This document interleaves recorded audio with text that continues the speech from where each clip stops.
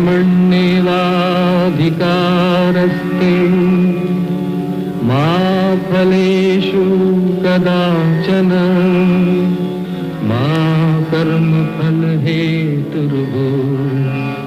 मा ते संगोऽस्तविकर्मणि।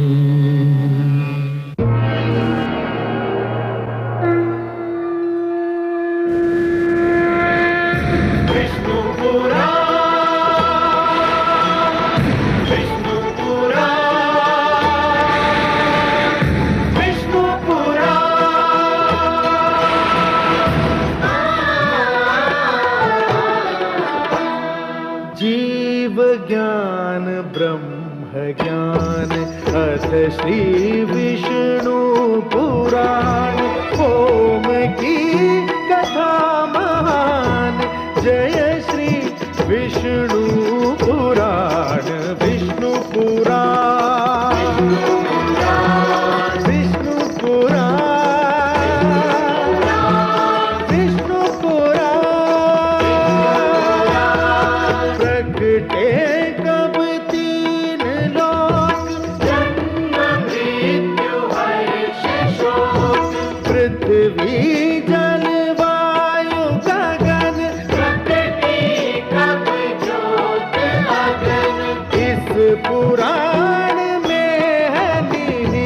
जप तप और योग ध्यान विष्णु पुराण विष्णु पुराण विष्णु पुराण। मैं माँ हूँ, धरती माँ, जिसका मन ईश्वर में रम जाए, फिर संसार की कोई शक्ति उसे अपने विचार बदलने पर विवश नहीं कर सकती। यही आस्था तो किसी को पर्वत से टकरा जाने की प्रेरणा देती है। जिसने स्वयं को ईश्वर के हाथों में सौंप दिया, उसे किसी का क्या भय हो सकता है। जिसने ईश्वर की प्रभुसत्ता मान ली, वो तो स्वाधीन हो जाता है, मुक्त हो जाता है। हिरण्यकशिपु ने यह देखकर कि उसका पुत्र उसे ईश्वर नहीं मानता, उसे इस आशा पर दोबारा गुरुकुल भेजा कि शायद अब प्रहलाद अपने विचार बदल दे। परंतु मैं जानती हूं कि यह नहीं हो सकता। हां, अवश्य ही मुझे यह विचार व्याकुल कर रहा है कि यदि इस बार भी प्रहलाद ने अपने उन्हीं विचारों को व्यक्त किया जिसका आधार उसका श्री विष्णु पर विश्वास है, तो हिरण्यकशिपु क्या करेगा?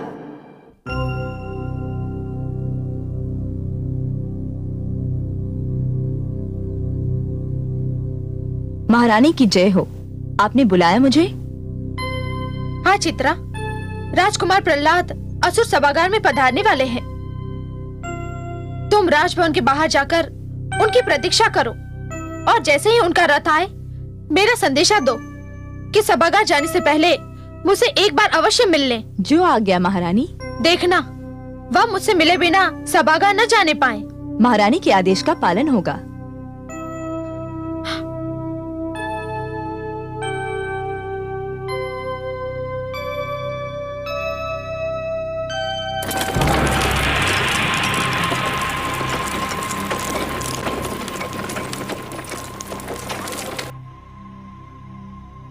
आइए।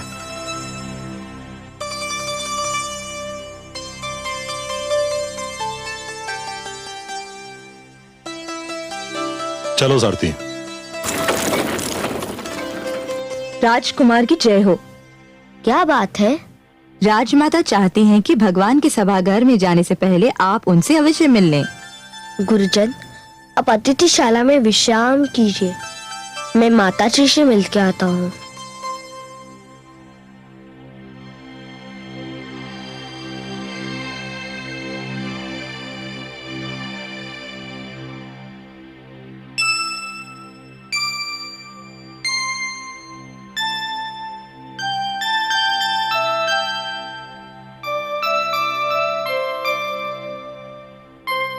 माते, पुत्र, मेरा पुत्र, मेरे प्राण, मेरे नैनों की ज्योति, बस एक बार मेरी एक बात मानेगा? कहिए माते।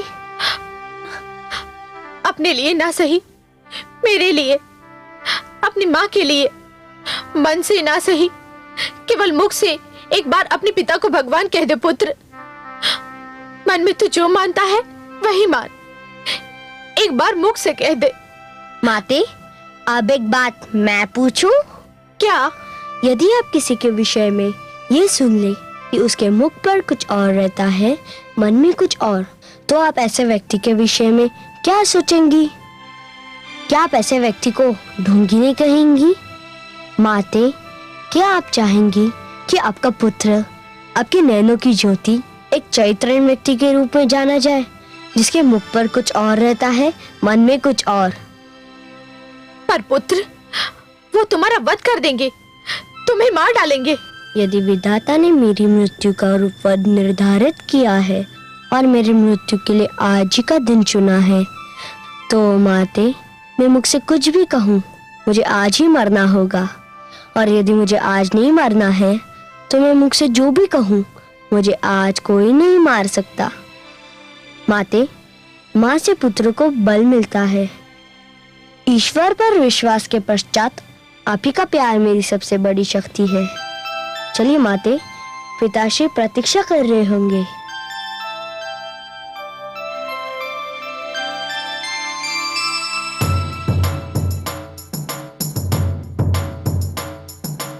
सर्वशक्तिमान भगवान हिरण्यकश्यप की जय हो। महारानी कायाधु और राजकुमार प्रहलाद उपस्थित हो रहे हैं।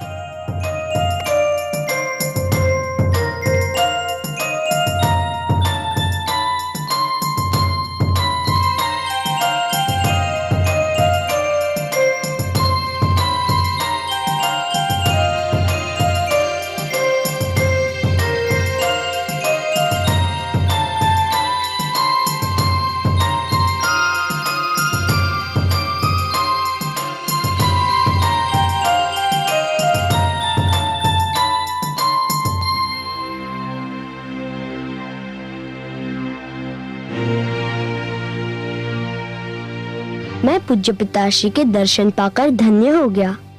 आयुष्मान भव। पुत्र, बताओ तुम्हारे गुरुजनों ने तुम्हें क्या शिक्षा दी? हे पूज्य पिताश्री, मेरे गुरुजन ने मुझे वो सारी शिक्षा दी जो उनके पास है। यदि उस शिक्षा का कुछ अंश मैं ग्रहण कर सका, तो इसका श्रेय मेरे गुरुजन को है, और यदि उसका कुछ अंश मैं ग्रहण नहीं कर सका, तो इसमें सारा दोष मेरा अपना है। मेरे गुरुजन श्री शन और श्री अमर, उनका कोई दोष नहीं है। क्या उन्होंने तुम्हें बताया कि ईश्वर कौन है? हे पूज्य पिताश्री, उन्होंने मुझे वो सब कुछ बताया जो आपने उन्हें बताने का आदेश दिया था। तो बताओ, ईश्वर कौन है? ईश्वर वो है जिसके आगे सब सिर झुकाते हैं। ईश्वर वो है जो सबका पूज्य है। सुंदर, अति सुंदर। ईश्वर वो है जो सर्वशक्तिमान है।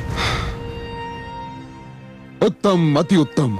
ईश्वर वो है जिसके अस्तित्व को कोई नकार नहीं सकता। सत्य, सर्वथा सत्य। ईश्वर वो है जिसे मैं देख रहा हूँ, जो सर्वव्यापक है। धन्य हो पुत्र, धन्य हो।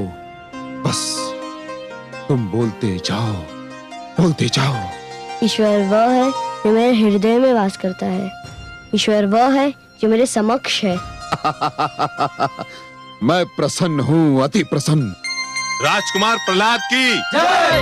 राजकुमार प्रहलाद की जय। राजकुमार प्रहलाद की जय। राजकुमार प्रहलाद की जय। राजकुमार प्रहलाद की जय। हर्षित हूं मैं, अति हर्षित।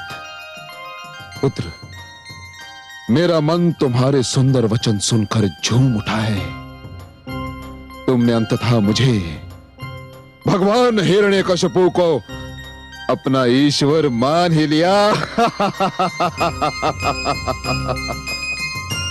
मैंने ये तो नहीं कहा पिताश्री, मैं तो आपकी आज्ञा अनुसार ये बता रहा था कि ईश्वर कौन है। ये तुम क्या कह रहे हो? क्या मैं तुम्हारे लिए पूज्य नहीं हूँ? अवश्य है। तो फिर? आप मेरे पिता हैं महाराज, और पिता संतान के लिए पूज्य ही होता है। किंतु तुमने कहा ईश्वर वो है जो सर्वशक्तिमान होता है। ईश्वर वो है जिसे तुम देख रहे हो। ईश्वर वो है जो तुम्हारे समक्ष है।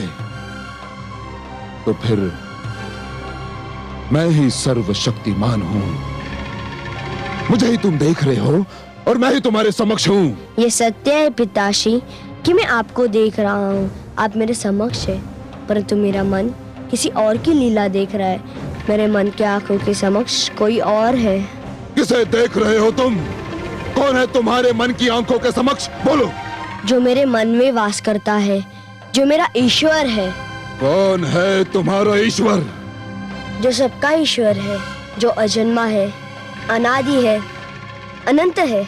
मूढ़, धूर्त, उसका नाम तो बता। सहस्त्र नाम है उसके। जनार्दन, जगदीश्वर, परमेश्वर, सर्वेश्वर, वासुदेव। पर जो नाम मुझे सबसे सुंदर लगता है वो है विष्णु, भगवान विष्णु।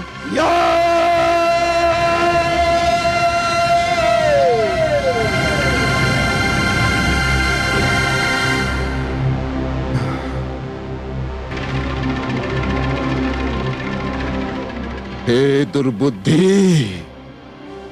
दुर्मते, अभागे, किसने दिया तुझको ये उपदेश? किसने दिया? पिताश्री, हृदय में बसे हुए भगवान विष्णु तो जगत के उपदेशक है, परमात्मा है। उनके सिवा कौन किसी को कुछ सिखा सकता है? तो तू अपने विष्णु के सिवा किसी और को ईश्वर मानने को तैयार नहीं? हाँ नहीं पिताश्री, जिसने श्री विष्णु को ईश्वर मान लिया हो वह किसी और को ईश्वर कैसे मान सकता है? सामंतो, देखते क्या हो, वध कर दो इस धूर्त का।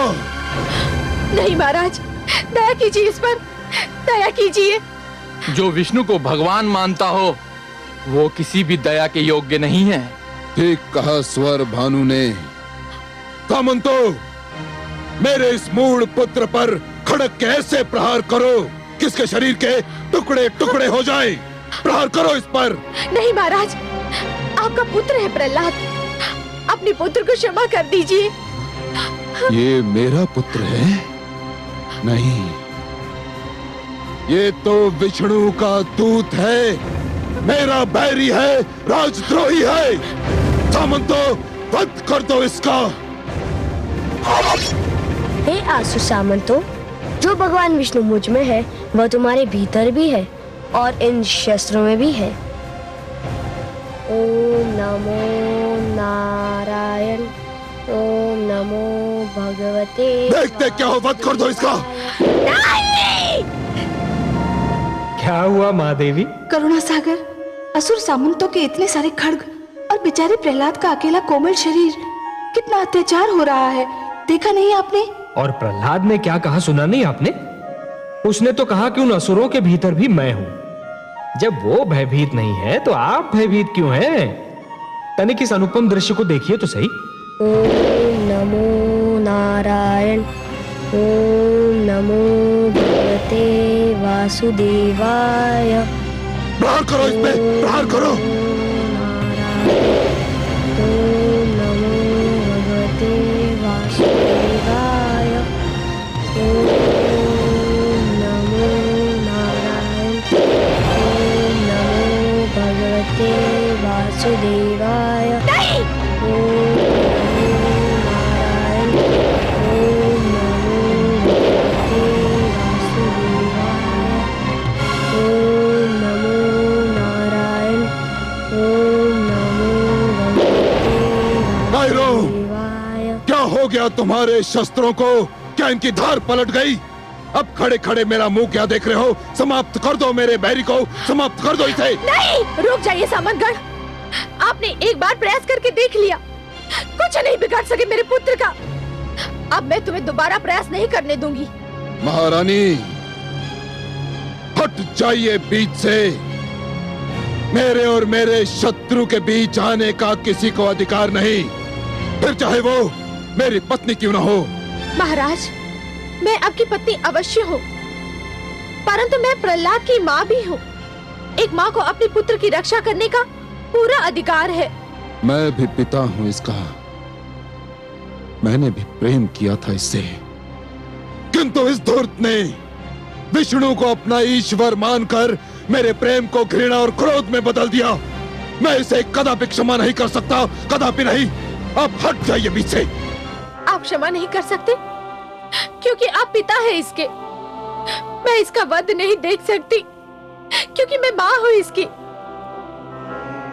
मैंने इसे अपने गर्भ में पाला है।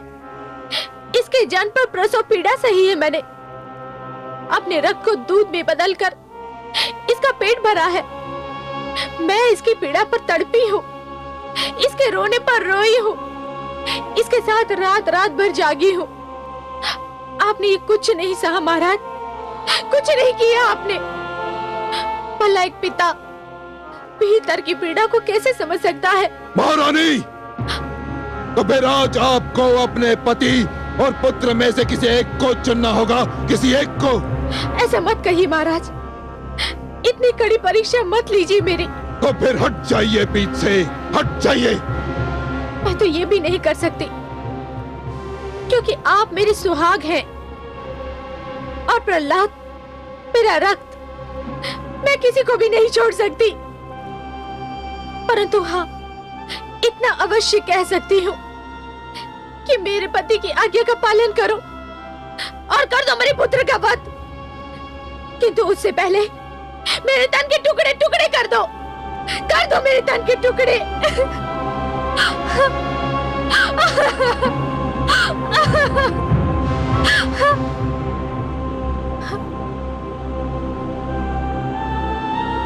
आप रुक क्यों गए? कर दीजिए मेरे पुत्र का वध। अपने भगवान की आज्ञा का पालन करिए।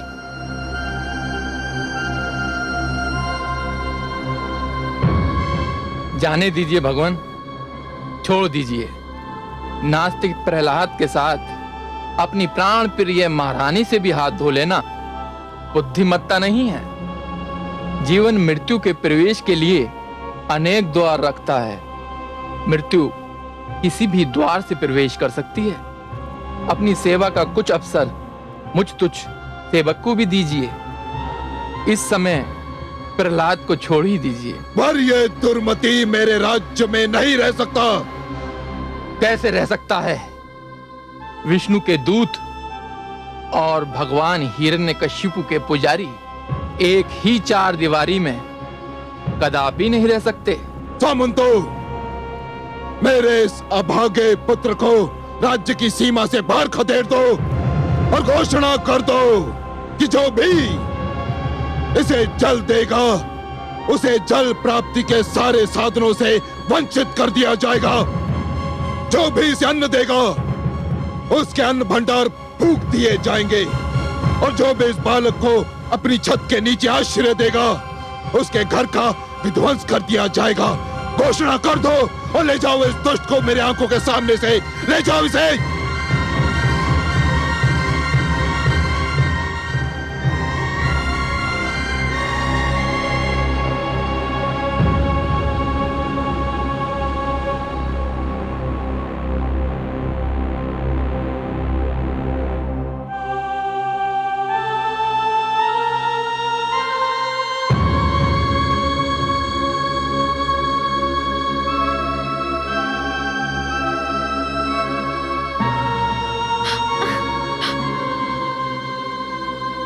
पुत्र, मेरा पुत्र। माते, तुमने मातृत्व का धर्म निभाया। संसार ऐसी माताओं को सदा याद रखेगा। मुझे तुम पर गर्व है, तुमसे प्यार है, परंतु मेरी चिंता मत करो। मेरे साथ वही होगा जो विधाता ने मेरे भाग्य में लिख दिया है। मैं अपने पिता के आदेश का पालन कर रहा हूँ, तुमसे दूर जा रहा हूँ। हो सकता है ये सब भी मेरे श्री विष्णु भगवान की इच्छा से हो रहा हो।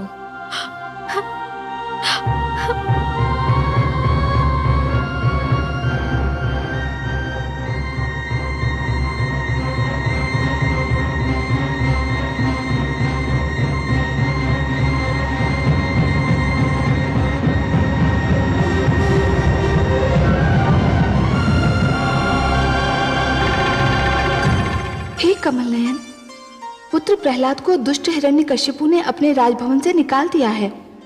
अन्न, वस्त्र और आश्रय के सारे द्वार उसने बंद कर दिए हैं। परंतु वो क्रांतिकारी है महादेवी। क्रांति करके समस्त संसार को बदलने निकला है वो। अरे महादेवी, जो क्रांति करके समस्त संसार को बदलना चाहता है उसे सबसे पहले स्वयं को बदलना पड़ता है।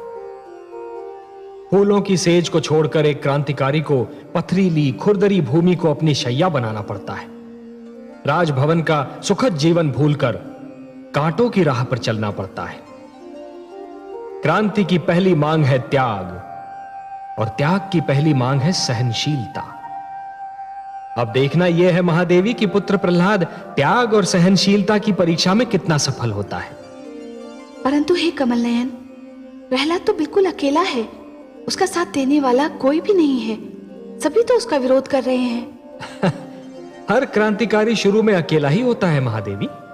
सारे उसके विरोधी होते हैं, परंतु जैसे जैसे उसके विचारों का ताप बढ़ता जाता है, विरोध का हिम पिघलने लगता है। उसके विचारों से सहमत होने वालों की संख्या प्रतिदिन बढ़ती जाती है। हाँ, इसमें समय अवश्य लगता है। पत्थर के कण को रत्न बनने के लिए बहुत यातनाएं झेलनी पड़ती हैं महादेवी। और फिर वो अकेला कहां है? उसका विश्वास उसके साथ है, और जहां विश्वास है वहां मैं हूं। जानती हूं मैं, परंतु हिरण्यकशिपु को ये नहीं करना चाहिए। कैसा कठोर है वो। पिता होते हुए भी अपने ही पुत्र पर इतना घोर अत्याचार। कैसा पिता है ये दुष्ट। हिरण्यकशिपु क्या जाने महादेवी कि स्वयं अपने पुत्र प्रहलाद को अत्याचार का लक्ष्य बनाकर वो अपने ही लिए महाविद्रोह का निमंत्रण दे रहा है। उसका हर बढ़ता हुआ पग उसे उसके पतन के निकट ले जा रहा है।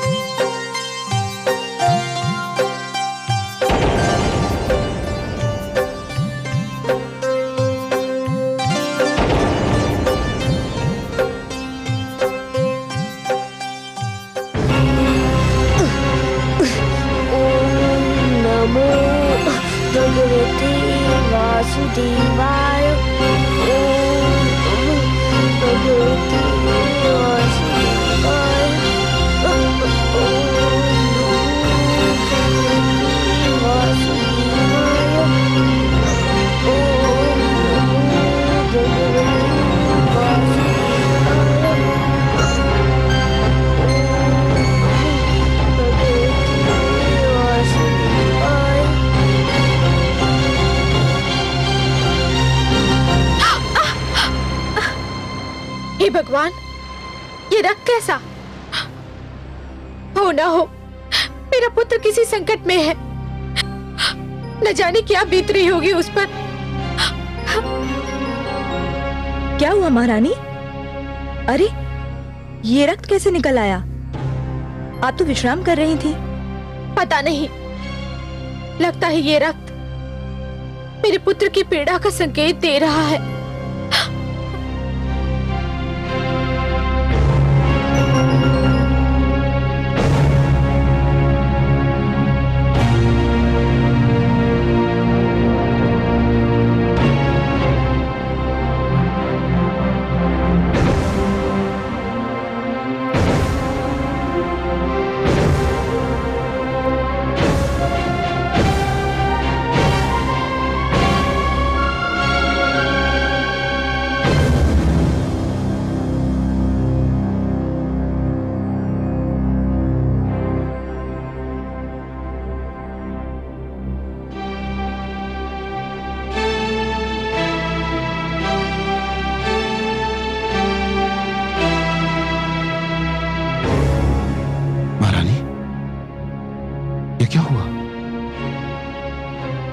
कैसा?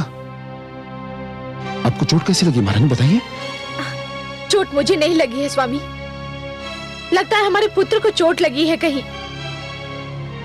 पुत्र को चोट लगती है तो माता को पीड़ा होती है। नाम मत लीजिए उसका मेरे सामने, नाम मत लीजिए उसका मेरे सामने। वो मेरा पुत्र नहीं, वो मेरा बैरी है। मैं तो आपके पांव से बहते हुए रक्त को देखकर चिंतित हूं। मेरा रक्त आपको इतना चिंतित कर रहा है, पर पुत्र के शरीर से जो रक्त बह रहा होगा वह भी तो आपका रक्त है, आपका अपना रक्त। उसकी कोई चिंता नहीं है आपको? उसे क्षमा कर दीजिए स्वामी। नहीं महारानी, सब कुछ हो सकता है किंतु ये नहीं हो सकता। मैं अपने भाई के हत्यारे विष्णु और उसके भक्तों को कदापि क्षमा नहीं कर सकता, कदापि नहीं महारानी। हाँ, यदि वो अपनी भूल सुधार ले, विष्णु का नाम लेना छोड़ दे, मुझे ईश्वर मान ले, तो मेरी बाहें और मेरे मन के द्वार उसके लिए खुले हैं।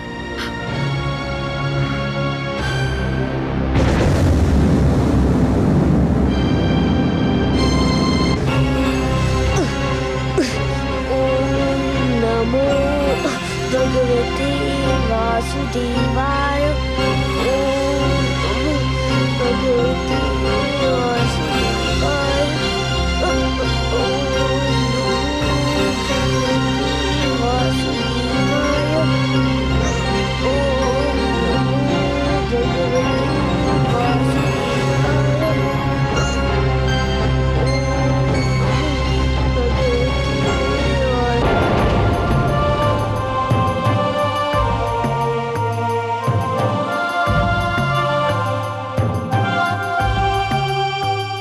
नारायण नारायण।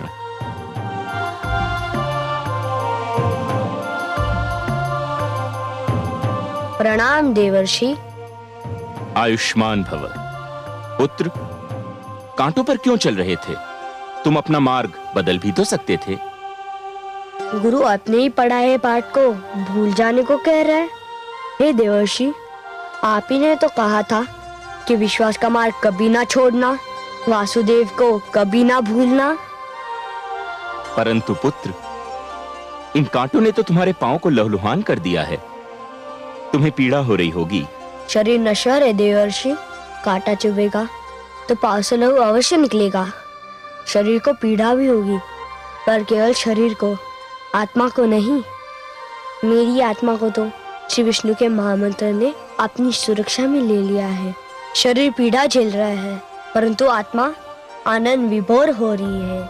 पर अब तो मुझे कांटों के कारण जो पीड़ा हो रही थी उसमें भी आनंद मिल रहा है।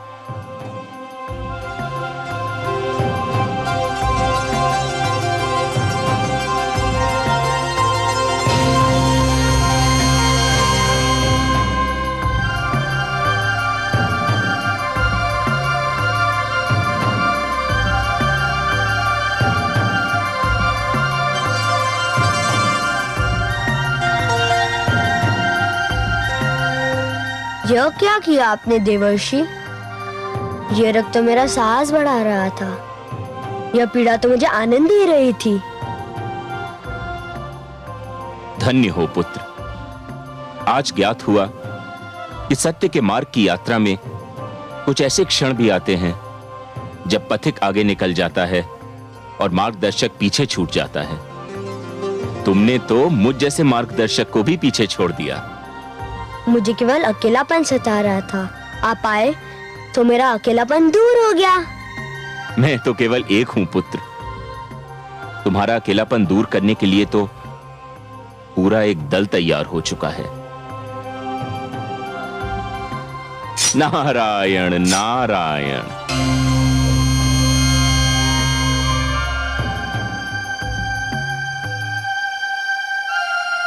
ओम नमो नारायण।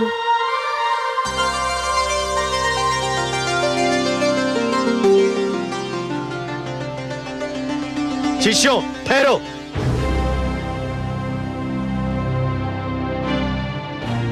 ये सबके सब तुम कहाँ भागे जा रहे हो? हम जा रहे हैं गुरुदेव। अरे वह तो हम भी देख रहे हैं, परंतु कहाँ जा रहे हो? अपने मित्र के पास। मित्र के पास? हाँ, हम राजकुमार प्रहलाद को खोजने जा रहे हैं। हम उन्हीं के साथ रहेंगे। अरे मूर्खों, सर्वनाश होगा तुम्हारा भी और हमारा भी। अगर भगवान हिरण्यकशिपु को इस बात की सूचना मिल गई तो तुम्हारा तो सत्यानाश होगा ही, हमारा जीवन भी संकट में पड़ जाएगा। प्रहलाद ने भगवान हिरण्यकशिपु को ईश्वर न मानने का अपराध किया है, इसलिए उसे दंड दिया गया है। तुम क्यों दंड को निमंत्रण देते हो? वह अपराध तो हमने भी किया है गुरुदेव। हमने भी श्री विष्णु को अपना ईश्वर माना है। ओम नमो भगवते वासुदेवाय। ओम नमो भगवते वासुदेवाय। अरे मूर्खों, सत्यानाश हो तुम्हारा, रुक जाओ। हे भगवान, रक्षा करो हमारी। भ्राता, अब तो गए हम भी और तुम भी। सदा की भांति इस बार भी आपका वचन सत्य सिद्ध हुआ। पुत्र प्रहलाद सचमुच अकेला नहीं है। असुर गुरुकुल के समस्त विद्यार्थी उसके विचारों से सहमत दिखाई दे रहे हैं। महादेवी, बाल अवस्था में मन की स्थिति कोमल होती है, उपजाऊ भूमि की भांति। इस अवस्था में जो भी विचार मन की धरती में बो दिए जाएं, बहुत सरलता से जड़ पकड़ लेते हैं। उच्च विचार, उच्च आदर्श और जीवन के उच्च लक्ष्यों को बालकों के मन में बो देने के लिए बाल्यावस्था सबसे सुहानी ऋतु होती है। हाँ कमल नयन, मैंने स्वयं देखा है। पुत्र प्रहलाद ने असुर बालकों के मन में सुंदर विचारों के बीज डाले हैं और अब उनमें प्रेम की खेती लहलहा रही है। परंतु हे दया सिंधु, पुत्र प्रहलाद न जाने कब से भूखा प्यासा भटक रहा है। मुझे उसकी यह दशा देखकर बहुत दुख हो रहा है। कैसे होगा उसके पोषण का प्रबंध? हिरण्यकशिपु ने तो उस पर जीवन के सारे द्वार बंद कर दिए हैं। प्रकृति ने तो अपने द्वार बंद नहीं किए ना महादेवी। हिरण्यकशिपु ने आपके पुत्र प्रहलाद पर जितने द्वार बंद किए हैं, वो सारे द्वार प्रकृति स्वयं अपने हाथों से उसके लिए खोल देगी।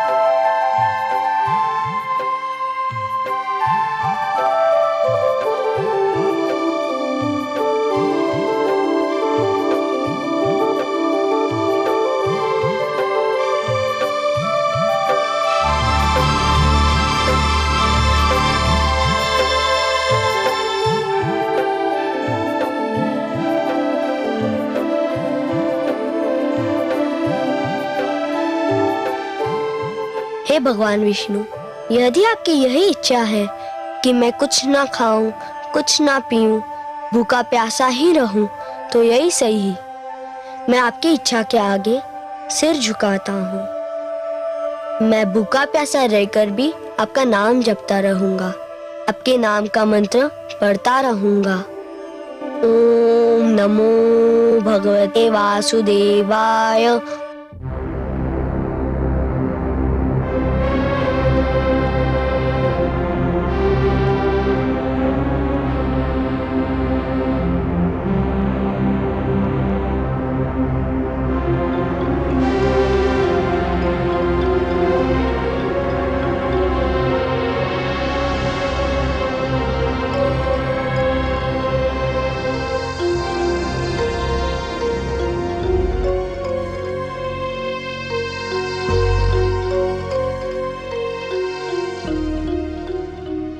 भगवान, भोजन परोसा जा चुका है।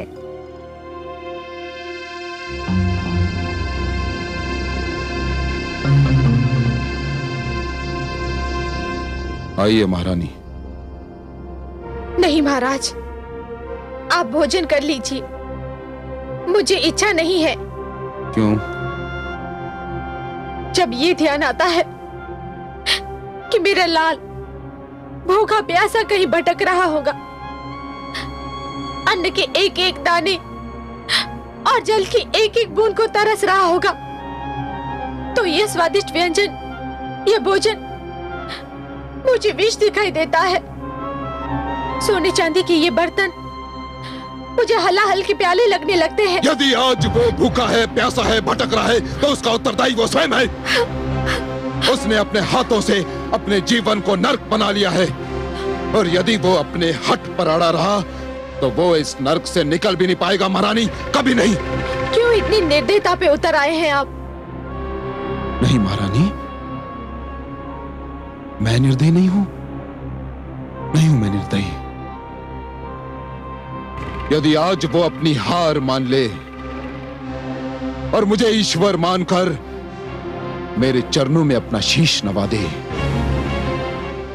तो मैं अपने हाथों से उसके पांव तले फूल बिछा दूं,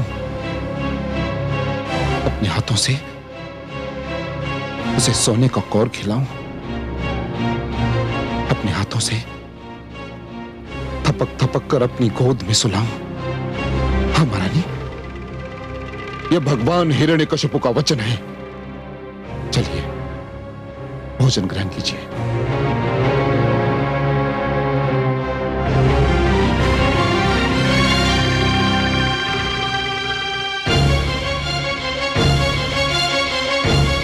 हे स्त्री, मैं भगवान होकर तुझे समझ नहीं पाया, तुझे कोई समझ नहीं सकता।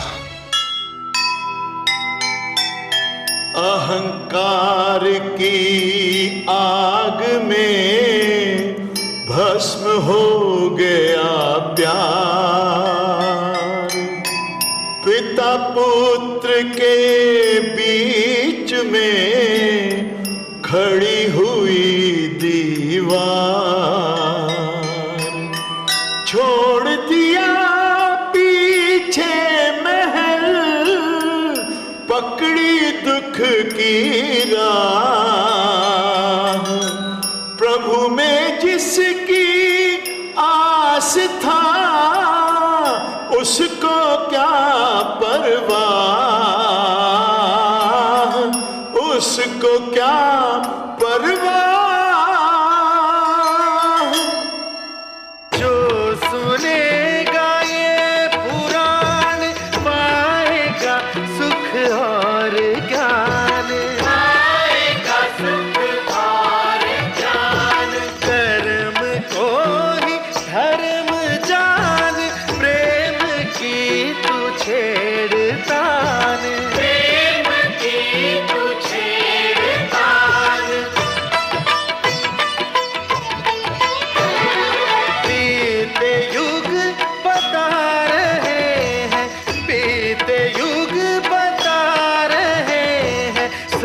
सत्य पथ पे चल सुजान विष्णु पुराण।